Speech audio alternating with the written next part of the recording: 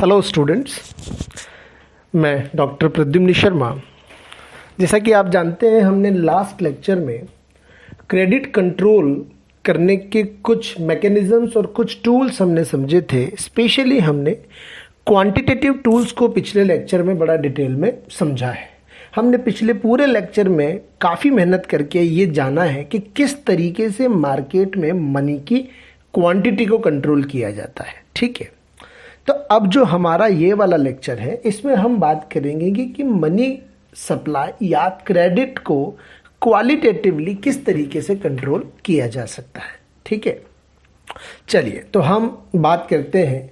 सबसे पहला टॉपिक जो कि qualitative methods of credit control में हमको समझना है, वो है मार्जिन रिक्वायरमेंट। पर देखिए, एक बार मार्जिन रिक्वायरमेंट पे जाने के पहले मैं आपको एक बार ये बताना चाहूँगा कि क्वालिटेटिव मेथड्स हैं क्या। देखिए, हम क्वांटिटेटिव मेथड्स में दो मेथड है अलग अलग, दोनों नाम बड़े सिनोनिम से लगते हैं, एक जैसे लगते हैं सुनने में, क्वांटिटेटिव और एक क्वालिटेटिव। क्वांटिटेटिव में हम लोग क्या करते आ रहे थे, हम क्वांटिटेटिव में जो हमारा मनी सप्लाई है उसकी क्वांटिटी मार्केट में कम कर रहे थे। जैसे कि मार्केट में अगर 10,000 करोड़ रुपीस का सप्लाई अवेलेबल है तो रिजर्व बैंक ऑफ इंडिया अपने तरीकों से उसको रिड्यूस करके 6,000 करोड़ कर रहा था। अगर इंक्रीज करना होता था तो 10,000 को बढ़ा के 15,000 कर रहा था। You getting my point. वहीं जब हम क्वालिटेटिव कंट्रोल की बात करते हैं तो क्वालिटेटिव कंट्रोल के अंदर 10,000 करोड़ जो हमारे एग्जाम्पल में मनी सप्लाई है, उस 10,000 करोड़ को वो कम नहीं कर रहे। आप समझ रहे मेरी बात को। वो 10,000 करोड़ को 6,000 करोड़ करने का या 15,000 करोड़ करने का इंटेंशन नहीं रखते, लेकिन जो 10,000 करोड़ रुपए का bifurcation allocation in the economy है, उसको वो मैनिपुलेट करते हैं। मैं आपको एक छोटे से एग्जांपल से समझाता हूँ। फॉर एग्जांपल, आप ये समझिए कि क्वालिटेटिव कंट्रोल कर रहे वक्त जब 10,000 करोड़ रुपीस का मनी सप्लाई है तो वो इकोनॉमी में दो अलग अलग सेक्टर्स में बटा हुआ है। ये मैं सिर्फ आपको एक एग्जांपल दे रहा हूँ। इकोनॉमी में बहुत सारे सेक्टर हो सकते हैं, समझने के लिए मैं आपको सिर्फ एक एग्जांपल दे रहा हूँ जिसमें पूरी इकोनॉमी सिर्फ दो सेक्टर्स में बटी हुई है। ठीक है, आपकी समझदारी के लिए एक प्राइमरी सेक्टर है और एक सेकेंडरी सेक्टर है। ये एग्जांपल मैं इसलिए ले रहा हूँ क्योंकि प्राइमरी और सेकेंडरी को आप बहुत अच्छे से जानते हो, 11th स्टैंडर्ड में बड़ा अच्छे से पढ़ के आए हो, इकोनॉमिक्स में भी पढ़ के आए हो और बिजनेस स्टडीज में भी आप पढ़ के आए हो। ठीक है, प्राइमरी सेक्टर के अंदर क्या आता है हम जानते हैं, एग्रीकल्चर एंड ऑल रिलेटेड जो चीज़ें होती है। और सेकेंडरी के अंदर क्या आता है, सेकेंडरी के अंदर वो सब चीज़ें आती है जो प्राइमरी से इनपुट लेके प्रोसेस करके आउटपुट बनाते हैं। अब जब गवर्नमेंट के पास ये डेटा गया कि सब प्राइमरी सेक्टर के अंदर इन्फ्लेशन ज़्यादा है सेकेंडरी सेक्टर के मुकाबले में, एग्जाम्पल है हमारा ये, तो गवर्नमेंट क्या करेगी कि जो 10,000 करोड़ का, से फॉर एग्जाम्पल इस इंफॉर्मेशन के पहले 10,000 करोड़ का जो एलोकेशन था, हम 6,000 करोड़ 10,000 करोड़ में से देते थे प्राइमरी सेक्टर को लोन, और 4,000 करोड़ का लोन हम देते थे सेकेंडरी सेक्टर को।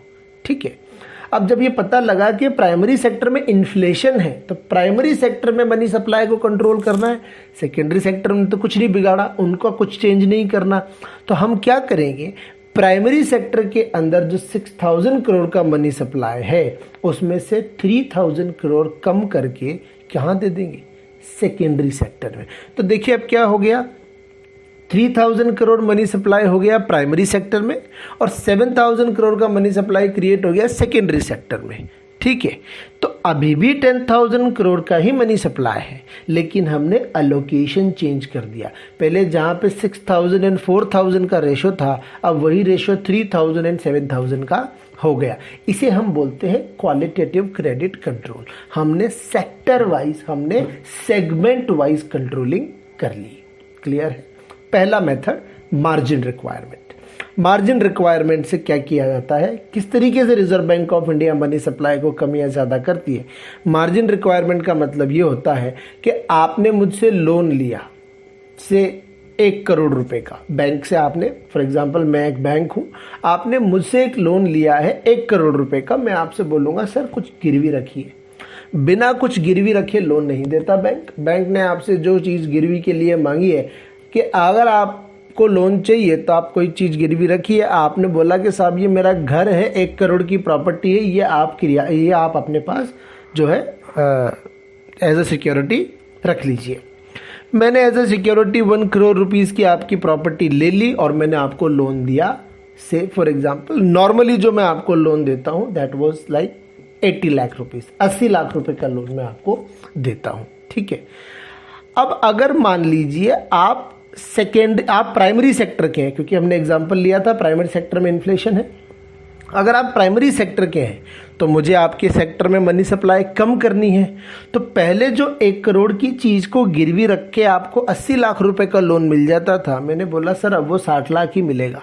रिजर्व बैंक ऑफ इंडिया ने कहा है प्राइमरी सेक्टर का जो आदमी लोन लेने आए उसका मार्जिन रिक्वायरमेंट कितना हो गया, 40%। तो मार्जिन का मतलब क्या हो गया, security value minus loan amount.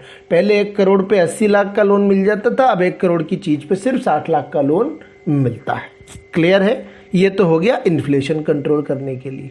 अगर इन्फ्लेशन नहीं है, डिफ्लेशन है, प्राइमरी सेक्टर में इन्फ्लेशन नहीं था, डिफ्लेशन था, तो अब क्या होगा, 1 करोड़ की चीज पे जो पहले 80 लाख का लोन मिलता था, अब 1 करोड़ की चीज पे आपको 90 लाख रुपए का लोन मिल जाएगा। कहने का मतलब ये है मनी सप्लाई अगर बढ़ानी है तो मार्जिन रिक्वायरमेंट को कम कर दिया जाता है, और अगर मनी सप्लाई को गिराना है तो मार्जिन रिक्वायरमेंट को बढ़ा दिया जाता है। क्लियर है? प्रोसेस आप स्लाइड में जब आप देखेंगे तो आपको और अच्छे से समझ में आ जाएगा। मार्जिन बढ़ेगा तो क्रेडिट के लिए डिमांड गिर जाएगी। जो बंदा 1 करोड़ की चीज देके 80 लाख का लोन ले रहा था, जब आप उसे 60 लाख का लोन ऑफर करोगे तो वो मना कर देगा कि सर रहने दो, 1 करोड़ की चीज देके 60 लाख का लोन मैं लूंगा तो ये मेरे लिए बहुत बड़ी रिस्क है। इससे अच्छा तो ये है कि मैं तो काम बंद कर रहा हूँ कुछ समय के लिए, जब ये क्रेडिट रेट, ये मार्जिन रेट डाउन आएगा तो लोन ले लूंगा।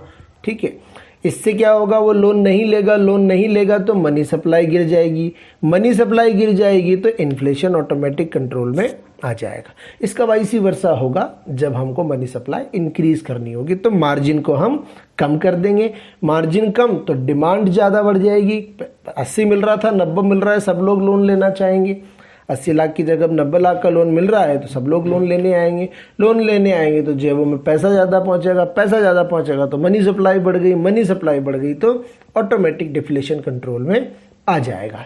याद रखिएगा, इंडियन पर्सपेक्टिव में प्रैक्टिकली हमेशा मार्जिन रिक्वायरमेंट्स को ज़्यादा रखा जाता है। मार्जिन रिक्वायरमेंट्स को ज़्यादा रखने के पीछे इंटेंशन आप समझ गए हैं हम, क्योंकि यहाँ पे इन्फ्लेशन हमेशा अवेलेबल होता है।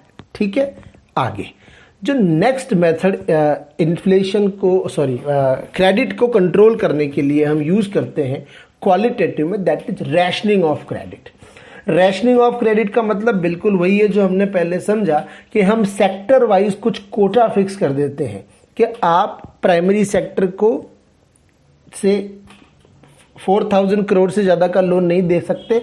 रिजर्व बैंक ऑफ इंडिया ये फिक्स कर देता है। तो जिस सेक्टर में मनी सप्लाई को कम करना होता है, से इन्फ्लेशन कंट्रोल करना है तो मनी सप्लाई कम करनी है, और डिफ्लेशन कंट्रोल करना है तो मनी सप्लाई बढ़ानी है। तो जिस सेक्टर में आपको मनी सप्लाई कम करनी है, इन्फ्लेशन कंट्रोल करना है, वहां पे आप कोटा जो है वो डाउन साइड पे फिक्स कर देते हैं। और जब आपको किसी एरिया में डिफ्लेशन कंट्रोल करना होता है तो जो क्वोटा रिस्ट्रिक्शंस होती हैं, इन क्वोटा रिस्ट्रिक्शंस को आप हटा लेते हैं।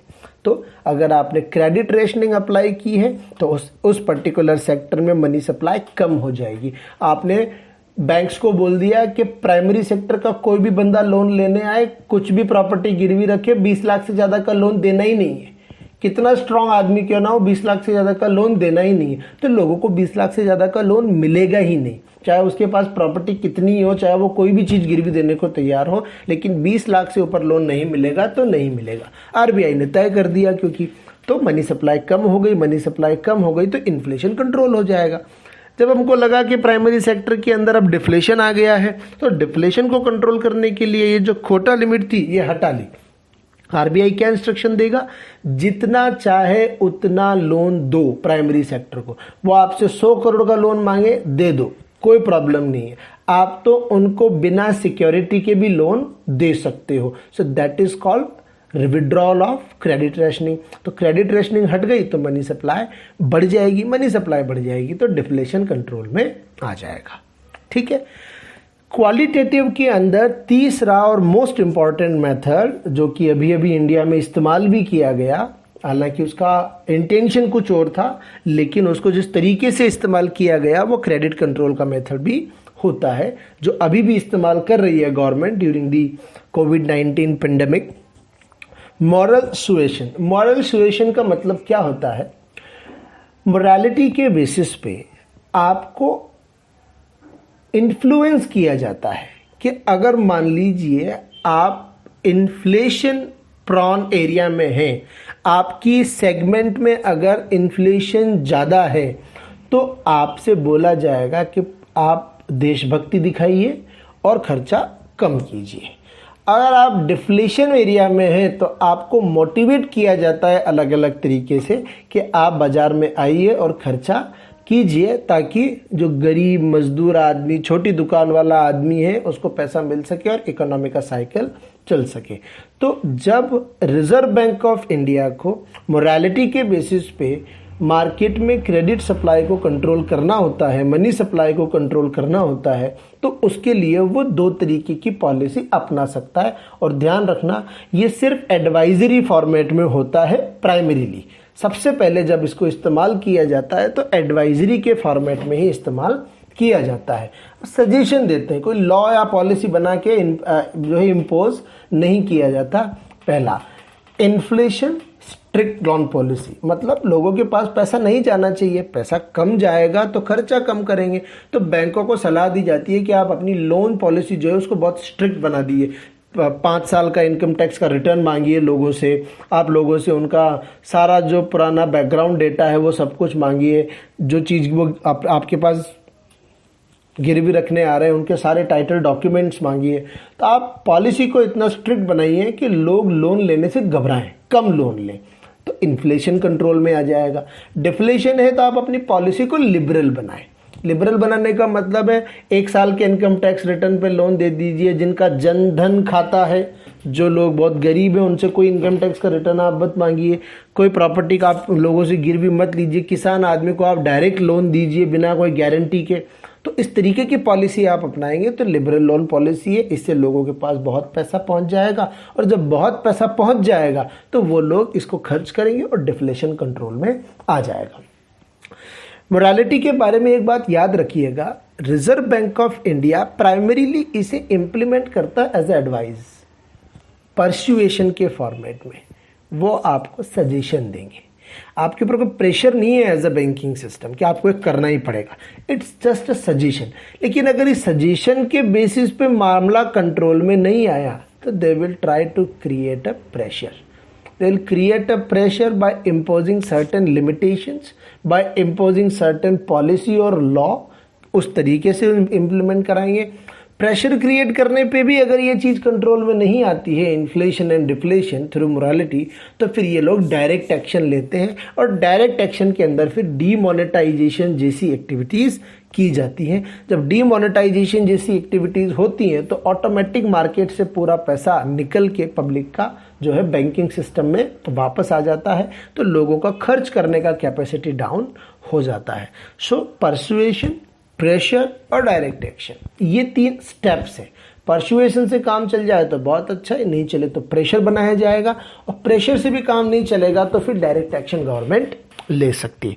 याद रखिएगा, मॉरल सुएशन को हम quantitative as well as qualitative दोनों तरीके से यूज़ कर सकते हैं। मतलब इसके ऊपर दोनों का हक है। ये सेक्टोरियल सप्लाई को भी कंट्रोल कर सकता है और ये ओवरऑल को सप्लाई को भी कंट्रोल कर सकता है।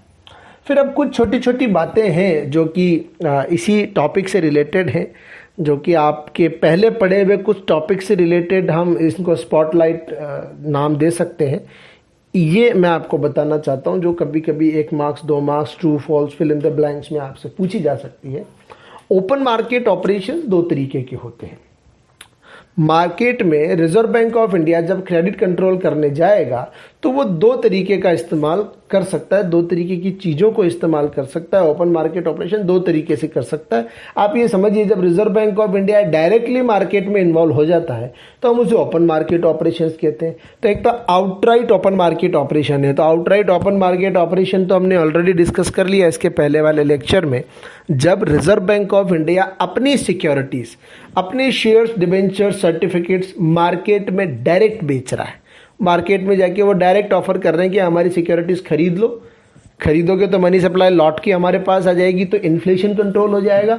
और जब वो सेल करने जाते हैं तो वो डिफ्लेशन कंट्रोल करने जाते हैं, क्योंकि जब वो सेल करेंगे तो जब वो परचेज करेंगे तो मनी सप्लाई वापस लोगों के हाथ में चली जाएगी। मैं वापस रिपीट कर रहा हूँ, आउटराइट ओपन मार्केट ऑपरेशंस में जब हम आउटराइट सप्लाई करेंगे तो आउटराइट का मतलब क्या हो गया, रिजर्व बैंक ऑफ इंडिया अपने शेयर्स एंड सिक्योरिटीज पब्लिक को जब बेचेगा तो लोगों का पैसा आरबीआई के पास आ गया। आरबीआई के पास पैसा आने का मतलब है लोगों की जेब में पैसा कम हो गया।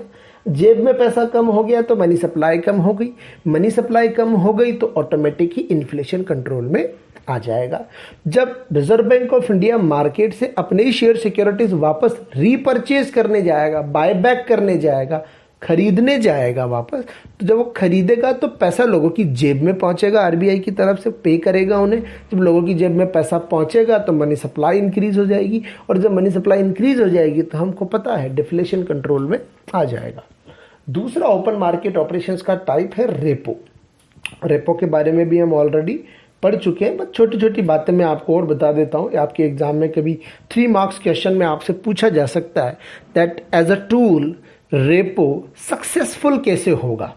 ठीक है, रेपो को सक्सेसफुल किस तरीके से बनाया जा सकता है। तो रेपो रेट का जो सक्सेस है वो 4 फैक्टर्स पे डिपेंड करता है। देखिए, रेपो रेट का मतलब क्या है, पहले तो आप ये समझिए, मैंने आपको उस वक्त भी बताया था, बैंक रेट मतलब जिस रेट पे इमीडिएट लोन लिया जाता है।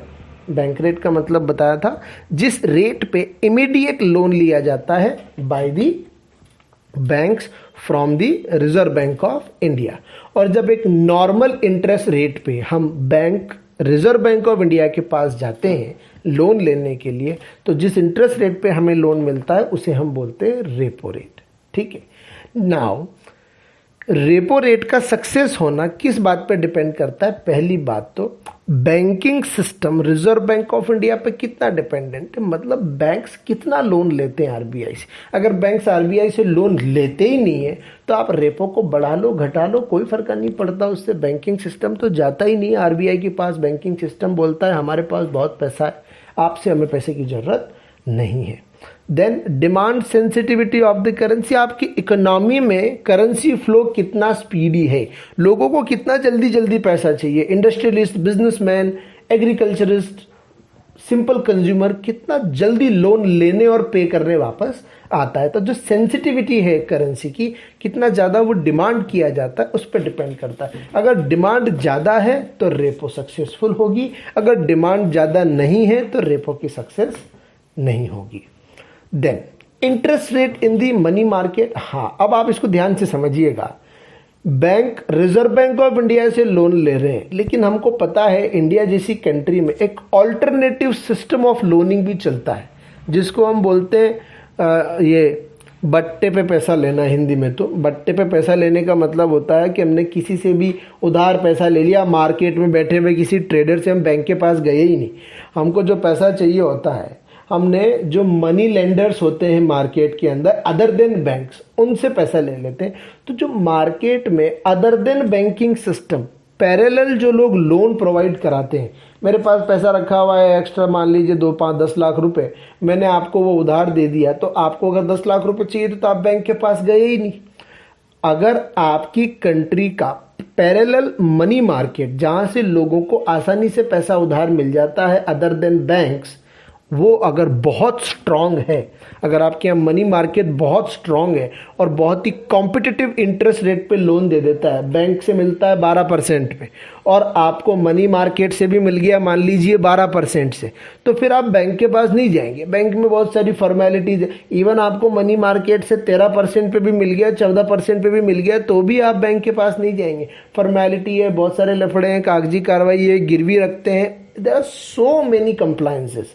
सो दैट्स वाई अगर आपके यहाँ मनी मार्केट स्ट्रांग है, इंटरेस्ट रेट्स कॉम्पिटिटिव हैं, तो रेपो के सक्सेस होने के चांसेस नहीं है, क्योंकि फिर बैंकिंग सिस्टम की तरफ लोग जा ही नहीं रहे। ठीक है, लेकिन अगर आपके यहाँ का मनी मार्केट कमज़ोर है, इंटरेस्ट रेट बहुत बड़ी है, 12% और 24% डबल का डिफरेंस आ रहा है, बैंक 12% पे लोन दे रहा है जबकि मनी मार्केट 24% पे लोन ऑफर कर रहा है, तो ऐसे केसेस के अंदर फिर रेपो रेट के सक्सेस होने के चांसेस बढ़ जाते हैं। आखिरी फैक्टर जिस पर आपकी रेपो डिपेंड करती है, that is supply of funds in the money market. वही मैंने ऊपर आपको समझा दिया थर्ड पॉइंट के साथ ही, मनी मार्केट में कितना फंड अवेलेबल है, आपकी यहाँ पे बैंकिंग सिस्टम के बाहर कितना लैंडेबल रिसोर्सेज अवेलेबल है। मैं क्या बात कर रहा हूँ, टोटल लैंडेबल रिसोर्सेज, जितना टोटल इकोनॉमी में पैसा उधार दिया जा सकता है, उस पैसे में से जो बैंकिंग सिस्टम का पैसा है वो हटा देने के बाद कितना लैंडेबल रिसोर्सेज बचता है। अदर देन बैंकिंग सिस्टम जो लैंडेबल रिसोर्सेज हैं, अगर वो बहुत सारे हैं तो रेपो सिस्टम फेल हो जाएगा, लेकिन अगर वो लैंडेबल रिसोर्सेज की क्वांटिटी कम है तो फिर रेपो रेट के सक्सेस होने के चांसेस बढ़ जाते हैं। क्लियर है? ऐसे ही ओवरऑल मनी जो आपका ओपन मार्केट ऑपरेशंस हैं, जो कि रिजर्व बैंक ऑफ इंडिया करता है, सिक्योरिटीज़ को बेचना खरीदना, वो भी दो चीज़ों पे डिपेंड करता है। पहला, सिक्योरिटीज़ मार्केट आपकी कंट्री का कैसा है। अब आप लोगों ने जो है, आप लोग इस 12th में ही सिक्योरिटीज़ मार्केट के बारे में बिजनेस स्टडीज़ में पढ़ेंगे। सिक्योरिटीज़ मार्केट का मतलब होता है एक ऐसा मार्केट जहाँ पे corporate sector, private companies, public organisations अपने शेयर्स, सिक्योरिटीज, डिबेंचर्स बेचते हैं in return of the interest rate और द डिविडेंड और the other formats of returns. ठीक है, मतलब आप रिजर्व बैंक ऑफ इंडिया के शेयर्स, डिबेंचर्स तब खरीदेंगे जब आपको आपके सिक्योरिटीज मार्केट में कोई दूसरा सूटेबल इन्वेस्टमेंट ऑप्शन अवेलेबल नहीं है। आपको रिजर्व बैंक ऑफ इंडिया बोलता है कि हम आपको साहब 15% का रिटर्न देंगे, we will pay you 15% of interest rate, लेकिन आपको रिलायंस इंडस्ट्रीज बोलता है हम आपको 18% कमा के देंगे फॉर एग्जाम्पल, तो आप रिजर्व बैंक ऑफ इंडिया की तरफ नहीं जाएंगे। अगर आप रिजर्व बैंक ऑफ इंडिया की तरफ जाएंगे ही नहीं तो ओपन मार्केट ऑपरेशंस जो है वो फेल हो जाएंगे। तो जितना ज़्यादा स्ट्रांग आपका सिक्योरिटीज़ मार्केट होगा, जितना ज़्यादा कैपेबल आपका सिक्योरिटीज़ मार्केट होगा, रिजर्व बैंक ऑफ इंडिया के ओपन मार्केट ऑपरेशंस की सक्सेस का रेशो उतना ही कम हो जाएगा। ठीक है, लेकिन इसका एक फैक्टर और है, एक strong securities market he reserve Bank of India को एक पॉसिबल प्लेस भी ऑफर करेगा। अगर सिक्योरिटीज मार्केट अवेलेबल नहीं है, फॉर एग्जांपल अगर आपके यहाँ कोई शेयर बाजार ही नहीं है, तो Reserve Bank of India sale करने जाएगा कहाँ। तो इसका एक पर्सपेक्टिव और यह है कि existence of securities market will ensure the success of open market operations. ठीक है, तो देखो मैंने आपको सिक्योरिटीज मार्केट से रिलेटेड दो फैक्टर यहाँ बताए हैं। अगर strength of the securities market के बेसिस पे हम डिसीजन लेंगे, किस बेसिस पे, strength of the securities market के बेसिस पे, तो strength of the securities market अगर अच्छी है तो रिजर्व बैंक ऑफ इंडिया की ओपन मार्केट ऑपरेशंस के फेल होने के चांसेस ज़्यादा हैं। लेकिन अगर हम दूसरा फैक्टर देखें कि सिक्योरिटीज मार्केट है भी कि नहीं है, स्ट्रेंथ तो बाद की बात है, अवेलेबल भी है कि नहीं है, तो सिक्योरिटीज मार्केट अगर अवेलेबल है तो ही रिजर्व बैंक ऑफ इंडिया के ओपन मार्केट ऑपरेशंस के सक्सेस होने के चांसेस ज़्यादा हैं। Availability of the market will decide the success and strength of the market will decide the failure. ये ध्यान रखिएगा, ये दो अलग अलग बातें। क्लियर है? देन बैंकों के पास कितना वॉल्ट कैश है। अब वॉल्ट कैश मैंने आपको पहले समझाया हुआ है। वॉल्ट कैश का मतलब बैंक के पास कितना पैसा खुद का रखा हुआ है extra after CRR and SLR। तो अगर वॉल्ट कैश ज़्यादा है तो बैंक रिजर्व बैंक पे डिपेंडेंट नहीं है, और जब बैंक रिजर्व बैंक पे डिपेंडेंट नहीं होते हैं तो हम जानते हैं ओपन मार्केट ऑपरेशंस फेल होंगे। लेकिन अगर वॉल्ट कैश बैंकिंग सिस्टम में नहीं है तो ऐसे केस में फिर सक्सेसफुल हो जाएगा हमारा ओपन मार्केट ऑपरेशंस। ठीक है, थैंक यू वेरी मच। मैं डॉक्टर प्रद्युम्न शर्मा। आपको अब कोई भी डाउट हो तो आपको पता है आप मेरे से पूछ सकते हैं। आप मेरे से एप्लीकेशन पे भी पूछ सकते हैं, डायरेक्टली व्हाट्सएप पे भी पूछ सकते हैं, कॉल भी मुझे कर सकते हैं। Thank you very much.